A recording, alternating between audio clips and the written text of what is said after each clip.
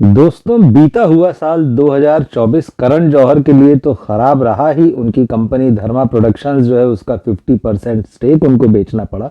लेकिन उनके जो स्टूडेंट रहे हैं, मतलब जिन 3 कलाकारों को उन्होंने स्टूडेंट ऑफ द ईयर में लॉन्च किया था, उनके लिए भी पिछला साल बॉक्स ऑफिस पर बहुत खराब साबित हुआ और तीनों की फिल्में एक एक करके पिटी।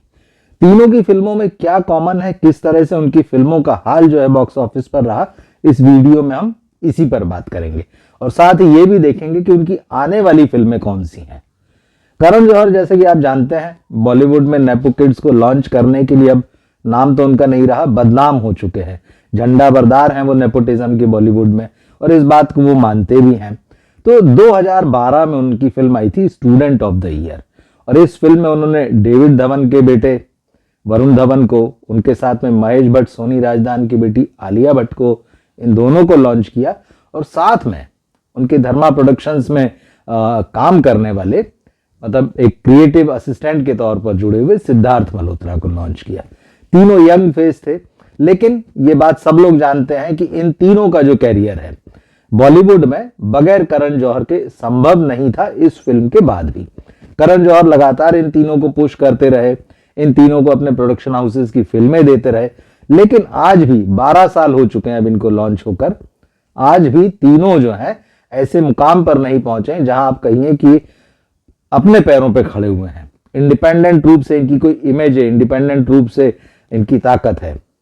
कुछ लोग कह सकते हैं कि भाई आलिया भट्ट जो है, देखो आलिया भट्ट ने तो एक जगह बना ली है, काफी फिल्में उन्होंने की है। लेकिन उनके कैरियर का ग्राफ आप देखेंगे तो मामला जो है मिनिमम टैलेंट और मैक्सिमम मार्केटिंग पीआर का है।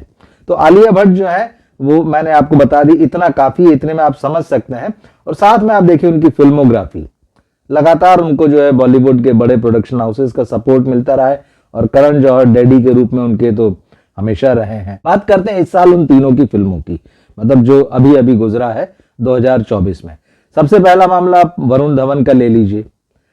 वरुण धवन की जो फिल्म है बेबी जॉन, बहुत बुरी तरह से पिटी है। ये एक एक्शन फिल्म थी, एक्शन एंटरटेनर कहा गया। आलिया भट्ट की फिल्म अभी 2 महीने पहले आई थी, वो भी एक्शन एंटरटेनर थी। जिगरा, वो भी बॉक्स ऑफिस पर बुरी तरह से पिटी। और यही नहीं, आलिया भट्ट पर तो आरोप लग गए कि भाई आप खुद ही जो है अपने पैसे लगाकर जो है सिनेमा हॉल्स के टिकट खरीद रही हैं। तो ये भी आरोप लग गया। पहली बार ऐसा हुआ कि इंडस्ट्री के किसी आदमी ने इंडस्ट्री के ही वाले व्यक्ति के ऊपर ये आरोप लगाया। तीसरे बच्चे सिद्धार्थ मल्होत्रा, तो ये भी एक्शन एंटरटेनर लेके आए थे। खुद धर्मा प्रोडक्शंस यानी करण जौहर की कंपनी जो है उसने इनकी फिल्म लॉन्च की थी, और वो थी योद्धा। योद्धा भी बॉक्स ऑफिस पर जो है बुरी तरह से पिटी। और दरअसल अब तो बहुत सारे लोगों को याद भी नहीं होगा कि सिद्धार्थ मल्होत्रा की कौन सी फिल्म पिछले साल आई थी। तो ये तीनों स्टूडेंट जो थे करण जौहर के, एक्शन एंटरटेनर, तीनों की इमेज जो है वो रोमांटिक वाली रही है या ड्रामा वाली रही है। तो पिछले साल इन्होंने कोशिश की कि चलो हम चेंज करते हैं अपनी इमेज को, और एक बड़ी एक्शन एंटरटेनर के साथ बॉक्स ऑफिस पर आते हैं, कुछ इमेज बदला जाए और लोगों को बताया जाए कि हम में कितना टैलेंट है। लेकिन ये तीनों फिल्मों में जो इनकी मीडियोकर एक्टिंग थी, खराब कहानियां थी, कमजोर डायरेक्शन था और ओवर हाइप की हुई फिल्में थी, तीनों का बॉक्स ऑफिस पर भट्टा बैठ गया जिसे कहते हैं ना, वो हालत है। जिगरा जो है बुरी तरह से फ्लॉप रही। उसके बाद में अभी जब वो ओटीटी पर रिलीज हुई तो वहां भी उसको खरी खोटी सुननी पड़ी लोगों की, तो वहां भी लोगों ने पसंद नहीं किया। बेबी जॉन का हाल आप देख ही रहे हैं। 7 दिन में ये फिल्म जो है 30 करोड़ रुपए का जो बॉक्स ऑफिस कलेक्शन कर पाई है, और ये वरुण धवन के कैरियर की सबसे महंगी, सबसे बड़ी फिल्म है। इस फिल्म की कॉस्ट जो है 180 करोड़ रुपए बताई जा रही है, कहीं कहीं 160 करोड़ भी है। चलिए जो भी है, लेकिन इस फिल्म का जो लाइफ टाइम कलेक्शन होगा, ट्रेड के आंकड़े बता रहे हैं, जो विशेषज्ञ हैं वो बता रहे हैं कि भाई मुश्किल से 40 करोड़, अधिक से अधिक 45 करोड़। मतलब कुल मिला के वरुण धवन को जो फीस इसके प्रोड्यूसर ने दी होगी वो भी नहीं निकल के उसके पॉकेट में वापस जाने वाली है। तो वरुण धवन का ये हाल है। आलिया भट्ट जो है, जैसी इधर जिगरा जो है थिएटर्स में लगी थी और फ्लॉप होने की उसकी खबरें आने लगी थी, वो अपना शूटिंग के लिए कश्मीर चली गई थी। वो अगली फिल्म उनकी जो है अल्फा, यशराज प्रोडक्शंस की, तो कहा गया भाई वो उसकी शूटिंग के लिए चली गई है। और आलिया की जो अगली फिल्म है वो भी एक्शन फिल्म है। अल्फा जो है वो एक्शन फिल्म है। यशराज फिल्म्स जो है अपना जो उसका स्पाई यूनिवर्स है, बताया जा रहा है कि ये उसका एक हिस्सा है। अब स्पाई यूनिवर्स का हिस्सा आलिया भट्ट बनेगी। आप सोचिए कि जिनका एक्शन जो है दर्शकों ने जिगरा में ही ठुकरा दिया, उनको वही पसंद नहीं किया। आलिया की कद काठी वैसी है ही नहीं कि वो एक्शन फिल्म करती हुई जमे, उनके चेहरे पे वो एक्सप्रेशन ही नहीं आते हैं, बेबी फेस है एकदम अभी भी वो एक्शन करेंगी। तो जब जिगरा में ठुकरा दिया है तो अल्फा में उनका क्या हाल होगा, कितना मतलब ऐसा तो नहीं होगा कि साल भर के अंदर अंदर दर्शकों की राय बदल जाएगी और वो आलिया भट्ट को एक्सेप्ट कर लेंगे। बहुत ही ये अलग बात है कि फिल्म की कहानी अगर बहुत ही चमत्कारी हुई, फिल्म का निर्देशन और मेकिंग बड़ी जबरदस्त हुई तो बात अलग है। लेकिन अब स्पाई यूनिवर्स, सवाल यह है कि ऐसे वक्त जबकि बॉलीवुड का दर्शक जो है नई नई कहानियां ढूंढ रहा है और उसको नई नई कहानियां मिल रही हैं, रीजनल लैंग्वेजेस में फिल्में आ रही हैं, साउथ से आ रही हैं, मराठी में आ रही हैं, गुजराती फिल्में हैं, पंजाबी फिल्में हैं, ये फिल्में आ रही हैं, लोग देख रहे हैं और बहुत ही मतलब इन जगहों से जो कहानियां आ रही है वो आम जीवन से जुड़ी हुई या फिर मसाला एंटरटेनर आ रही हैं, जो कि ट्रेडिशनली माना जाता था कि बॉलीवुड बहुत अच्छी फिल्में बनाया करता था, लेकिन अब उस बात को 20-25 साल होने आ रहे हैं वैसी फिल्मों को। तो ऐसे में ये जो खास तरह के पॉकेट्स के लिए, खास तरह के ऑडियंस के लिए जो फिल्में बनती हैं, उसको जब बॉलीवुड रिजेक्ट कर रहा है तो ऐसे में देखना होगा कि भाई कितना देखेंगे हम, कितना आपका जो स्पाई यूनिवर्स जो है वो देखते जाएंगे। उसमें शाहरुख खान भी है, उसमें सलमान खान भी हैं, उसमें टाइगर श्रॉफ भी हैं, उसमें ऋतिक रोशन भी है, उसमें आप जॉन अब्राहम, मतलब कितने सारे कला, और फिर अब उसमें इनको भी आप जोड़ देंगे, शर्वरी वाघ भी आ जाएंगी आलिया भट्ट के साथ में। तो क्या आदमी एक ही एक कहानी देखता रहेगा आपकी? फिर कोई इसमें कैमियो कर देगा दूसरे वाला आके, दूसरे मतलब स्पाई यूनिवर्स की दूसरी फिल्म का हीरो आके, तो क्या यही सारा मतलब और कुछ बचा नहीं है? दर्शकों को इसी से एंटरटेन होना पड़ेगा, तो ये देखना पड़ेगा। तो आलिया भट्ट एक बार फिर, हालांकि रिस्क जोन में तो है इस फिल्म को अगर वो करने जा रही हैं, तो ये आलिया भट्ट का मामला है। वरुण धवन की जो अगली फिल्म है वो पता चल रहा है कि उनके डैडी जो हैं वो उसको डायरेक्ट करने वाले हैं। वरुण धवन की समस्या यह है कि वो एक तरफ गोविंदा जैसे बनना चाहते हैं, जो रोमांटिक फिल्में भी कर ले, कॉमेडी भी कर ले, रोम कॉम में जो है उनको पसंद भी कर ले दर्शक, लेकिन दूसरी तरफ वो चाहते हैं कि उनकी इमेज एक बहुत शानदार एक्टर की भी हो और बहुत वर्सटाइल एक्टर की, तो वो एक्शन फिल्म भी कर लें। अब इधर जब फेल हो गए हैं तो वरुण धवन अपने पिताजी के साथ वो फिल्म करेंगे जो अगली रोम कॉम बताई जा रही।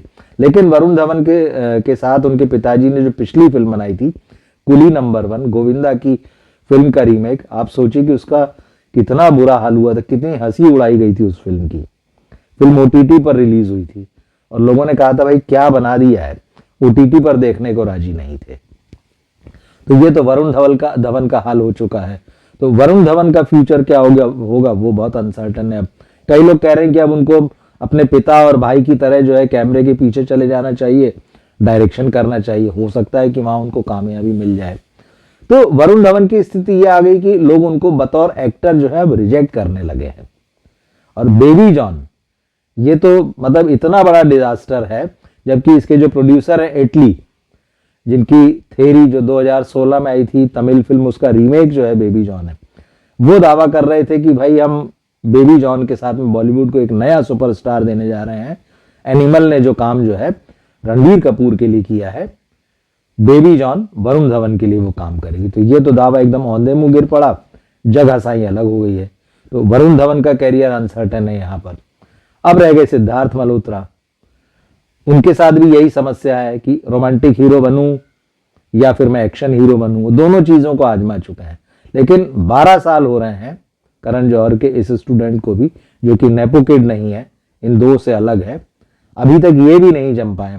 मामला एक थोड़ा सा शेरशाह जो फिल्म आई थी उसमें इनका जमा, और कियारा आडवाणी के साथ वहां जो रोमांस शुरू हुआ फिर शादी में बदल गया, तो वो एक जीवन में इनकी अच्छी चीज हुई। लेकिन अभी तक अपने पैरों को बहुत ठोस ढंग से जो है वो नहीं जमा पाए सिद्धार्थ मल्होत्रा। लेकिन अब इस साल जो है उनकी उम्मीद थोड़ा सा जो है फिल्म परम सुंदरी को लेकर है, जिसमें वो जानवी कपूर के साथ नजर आएंगे। फिल्म का पोस्टर आ चुका है, लोगों ने देखा है, अब देखना होगा। रोम कॉम फिल्में जो है, और हालांकि ऐसे रोल में जो है सिद्धार्थ अच्छे लगते हैं। अब जानवी कपूर नेपो किड है, लोगों के मन में नेपो किड्स को लेकर अब ये चीजें हैं कि भाई इनको नहीं देखना है।